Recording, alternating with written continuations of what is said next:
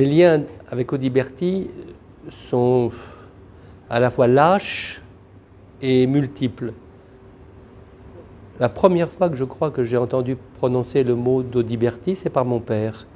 Mon père avait travaillé dès 1933 dans un quotidien qui s'appelait Le Petit Parisien. Et il me disait, quand il me parlait de sa carrière de journaliste, il me disait, il y avait Audiberti que je rencontrais de temps en temps, qui était reporter dans ce journal où mon père s'occupait de politique étrangère. Donc le nom d'Audiberti m'était familier à cause de mon père qui m'en parlait. J'ai un deuxième souvenir, c'est avec Audiberti, j'avais fait quand j'étais jeune étudiant un peu de théâtre comme comédien. J'étais nul naturellement, mais peu importe. Et j'avais l'ami qui avait une petite troupe, après est devenu un peu professionnel, et tout jeune homme, je me souviens, mon ami qui avait 2-3 ans de plus que moi, a fait une mise en scène un jour, une de ses premières mises en scène, et c'était une pièce d'Audiberti. J'avais suivi les répétitions, c'était une pièce qui s'appelait Le Soldat Dioclès. Et je me souviens très bien parce que on était toute une bande d'amis, il avait demandé à Paco Rabanne de faire les décors qu'il avait accepté, et la musique avait été faite par l'un des hommes qui a été l'un de mes plus grands amis, vraiment intimes, qui habitait comme moi l'île Saint-Louis, qui était un chanteur qui s'appelait Moustaki. Et pour moi, Audiberti, c'était d'abord Le Soldat Dioclès, mis en scène par mon ami qui s'appelait Dominique Houdard, avec la musique de Georges Moustaki. Voilà, donc c'est deux souvenirs qui m'ont marqué beaucoup. J'ajouterai une chose, c'est que Jacques Audiberti, ce qui me frappe, c'est qu'il a été romancier, il a été poète, il a été dramaturge, il a été critique de cinéma, ce que j'ai été très longtemps. Il a été, il a eu beaucoup de facettes, même si on connaît plus le dramaturge aujourd'hui par cette œuvre exceptionnelle. Et cet éclectisme dans les genres littéraires d'Audiberti m'a toujours passionné, fasciné, et je dirais presque rassuré, moi qui ne suis pas dramaturge, mais à part ça, qui a essayé d'écrire des romans, qui a essayé des essais, qui a été journaliste, qui a été critique de cinéma, et tout cela me le rendait très fraternel. Et puis encore une dernière chose, c'est que j'aime chez Audiberti, je suis sensible chez Audiberti à cette forme de pessimisme assez dur, parfois assez violent, et en même temps cette légèreté, ce mot d'esprit, ce sens de l'humour dans la gravité. Et je pense que c'est ça le secret de la littérature, peut-être, en tout cas pour moi, c'est de dire les choses les plus dures, et je ne crois pas que c'était un optimiste, Audiberti, mais en même temps avec une sorte d'esprit qui rendait peut-être encore plus cruel, mais encore plus léger aussi, voilà, ce qu'il écrivait. Et cette rencontre d'une certaine forme d'esprit avec une certaine vision du mal, hein, le mal court, c'est une de ses pièces les plus éclairantes à ce sujet, m'a toujours frappé. Et c'est une leçon pour moi. C'est une leçon de littérature, mais je dirais presque aussi une leçon de morale, d'être léger même dans la gravité.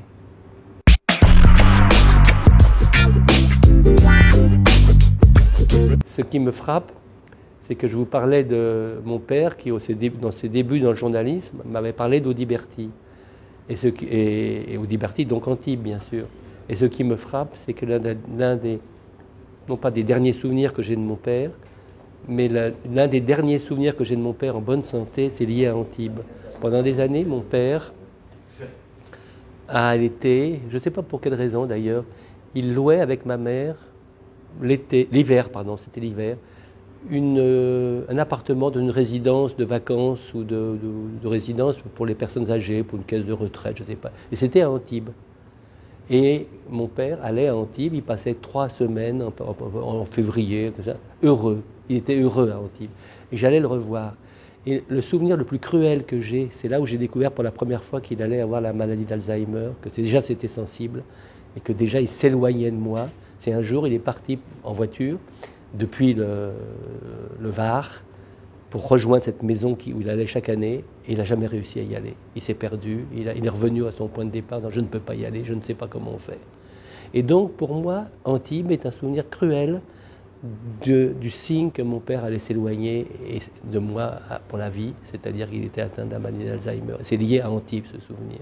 Un souvenir mélancolique, cruel, mais en même temps, c'était des mois heureux qu'il avait passés tant qu'il était en bonne santé.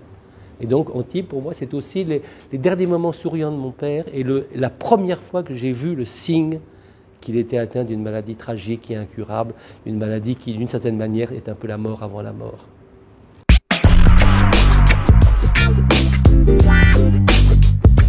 Mon père, à la différence d'Audiberti, qui travaillait comme lui au Petit Parisien, au moment où est arrivé la débâcle, l'armistice, Audiberti a eu la sagesse de renoncer à sa collaboration au Petit Parisien, qui de facto se retrouvait, comme son nom l'indique, c'est un journal parisien, donc au moment de l'occupation allemande et de fait sous le contrôle de la censure allemande.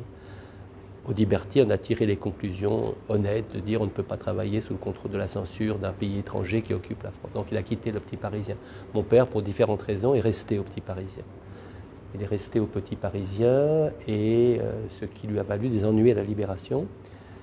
Il a été dénoncé, arrêté, au moment de ma naissance d'ailleurs, juste au moment de ma naissance. Ma naissance est consécutive, il a été arrêté quelques jours après ma naissance et condamné. Et voilà. Et donc, ces années d'incarcération, il a été arrêté, donc c'était au début septembre 1944, moi je suis né le 19 août, et il a été libéré seulement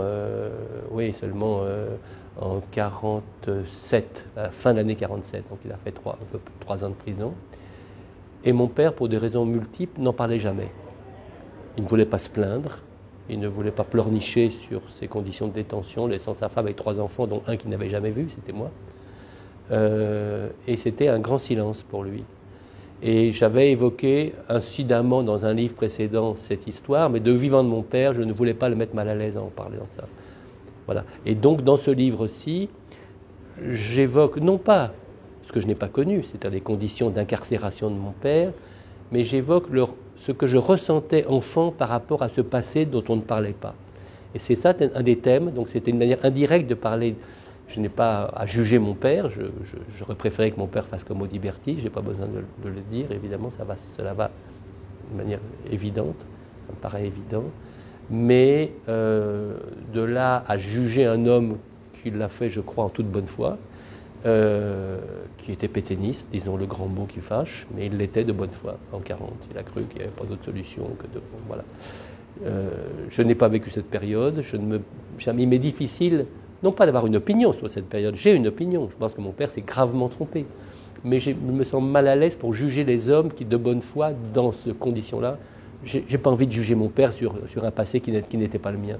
Moi, je peux me battre, je peux attaquer des amis sur leur engagement, c'est le mien. Sur le passé, j'ai un regard critique sur l'époque, mais sur les hommes de bonne foi qui l'ont été, donc c'est pour ça que je suis très, très... Je parle des souvenirs que j'ai de mon père heureux, je parle de ce malaise, je ne cache pas ce que je pense, bien entendu, mais c'est un problème délicat. Et donc, évoquant mon père là, du vivant de mon père, j'en ai jamais parlé, et la mort de mon père m'a en quelque sorte délivré, non pas de ce qui était une souffrance, mais qui était une réserve. Voilà. Et ce livre participe à cette manière d'essayer loyalement de revivre mon enfance à la lumière de mon père et du silence de mon père. Et vous savez, quand on évoque ses parents, je crois que c'est le cas de tout le monde quand ils sont morts, on regrette toujours les conversations que l'on aurait pu avoir avec eux, qu'on n'a pas eues, les questions qu'on aurait pu leur poser. Et au fond, jamais, même devenu adulte, je n'ai parlé à mon père, mais comment c'était, qu'est-ce que tu as en prison, raconte-moi, rien, j'ai jamais posé de questions. Il ne voulait pas en parler, je respectais son silence. Mais peut-être aurait-il été heureux que, de manière neutre ou même compassionnelle, je m'intéresse à ces années qui ont été difficiles pour lui.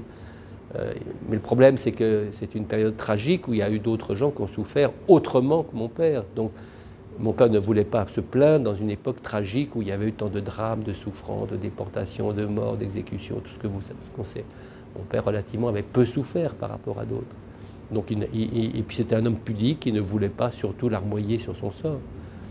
Donc tout ça, d'une certaine manière, éclaire une partie du livre. Et voilà, plutôt une partie de mon livre essaye d'éclairer cette enfance à la lumière de ce père qui ne parlait pas.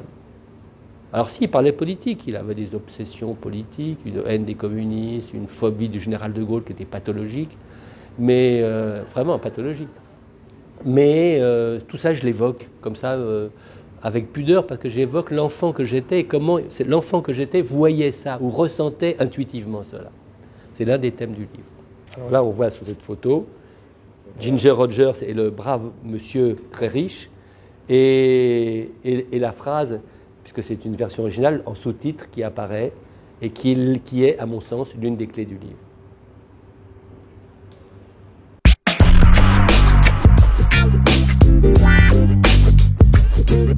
Alors, ce titre est en effet mystérieux. Un jour, j'ai vu un film que j'ai adoré, qui est une comédie musicale.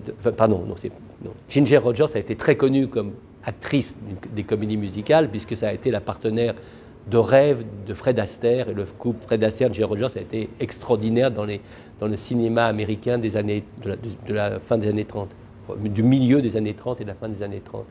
Mais elle a joué aussi des comédies américaines tout court.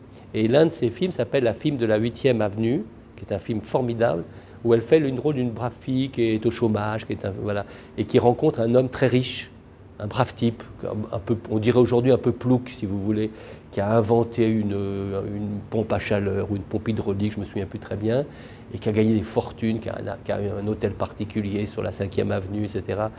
Non, c'est la fille de la 5e Avenue, pardonnez-moi. Avec qui il noue des rapports d'amitié, presque des rapports paternels avec cette jeune fille. Et à un moment donné, elle est émue par cet homme très riche, mais qui est un brave type, quoi. Et elle dit cette phrase, alors en anglais, ça c'est « Maybe rich people are just poor people with money ». Peut-être que les gens riches sont juste des gens pauvres avec de l'argent, parce qu'elle est de plein pied avec lui. Et ce thème, est-ce que les gens riches sont des gens pauvres avec de l'argent, ou bien est-ce que c'est une classe à part, est une question que, sans la formuler explicitement à l'époque, je l'ai ressentie. Et quand je repense à mon enfance, je pense à ça, parce que mon père avait naturellement tout perdu, il a dû recommencer à zéro quand il a été libéré de prison, et avait peu d'argent. Et en même temps, il voulait tenir son rang. Ils avaient fait construire une belle villa, enfin pas une belle villa, une très petite villa, mais qui était très belle, moi je trouvais formidable comme architecture, à la fin des années 30, dans un domaine qui s'appelle Lanartel, près de Sainte-Maxime, dans le Var. Donc j'étais entouré de gens riches. Mais bon, ça ne me préoccupait pas, mais je voyais ma mère qui, elle, toujours voulait paraître ce qu'elle n'était pas. Elle cherchait à être de plein pied avec des gens qui, sur le plan financier, n'étaient pas du tout sur un plan d'égalité avec elle. Et ça m'a frappé. Je dis, maman, qu'est-ce que tu as besoin de faire croire que, etc. Et donc, ma mère, qui, de manière bienveillante, rêvant de la riche bourgeoisie à laquelle elle n'appartenait pas. Ça m'amusait et ça m'agaçait à la fois. Et ce thème a marqué mon enfance. Aujourd'hui, ça me semble ridicule, mais ma mère voulant toujours paraître ce qu'elle n'était pas, ça m'agaçait. Et est-ce que j'en souffrais? Je n'en sais rien, mais c'est un thème qui m'a vraiment marqué durant mon enfance. Et c'est ce thème, est-ce que les gens riches sont des gens pauvres avec de l'argent, ou est-ce que ce sont des castes à part? Cette question, tantôt je répondais oui, les gens riches sont des pauvres avec de l'argent, puis parfois je disais non, ce sont des gens à part. Pour ma mère, c'était des gens à part auxquels elle rêvait d'être assimilée. Donc toute cette problématique a marqué mon enfance, et l'un des thèmes du livre, d'où ce titre un peu malicieux. Mais comme il n'était pas très clair, ce titre qui est un peu, avec le longtemps j'ai donné rêver, un peu comme la première phrase de La recherche du temps perdu, longtemps je me suis couché de bonne heure, j'ai tenu à ce qu'on mette en couverture du livre une photo du film avec la réplique. Oui, peut-être que les gens, pour que ça donne un indice à la question légitime qu'on peut se poser devant ce titre en apparence énigmatique.